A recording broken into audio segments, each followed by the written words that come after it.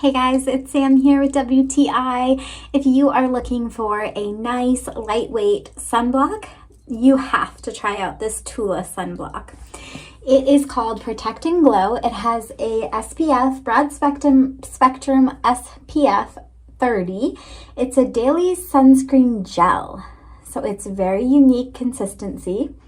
It is UVA and UVB protection. It has that, which is great. So it's really going to protect your face. It's very nice because it is so lightweight. You can put it right under your makeup and not feel like very slimy or anything like that. And it smells nice, so you don't smell like you have sunblock on either, which is definitely a plus. Let me show you what it looks like. It comes in this very cute yellow container here. I'm going to give it a little shake. You untwist it, and it is this very like yellow texture, and then it goes on so smooth. Let me show you. You can't even see it. It doesn't leave a white streak, which is nice.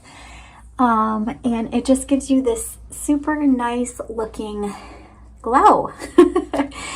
So if you are looking for a new sunblock to try underneath your makeup, or if you don't wear makeup, then just a sunblock, this is definitely worth a shot, and that is my point of view.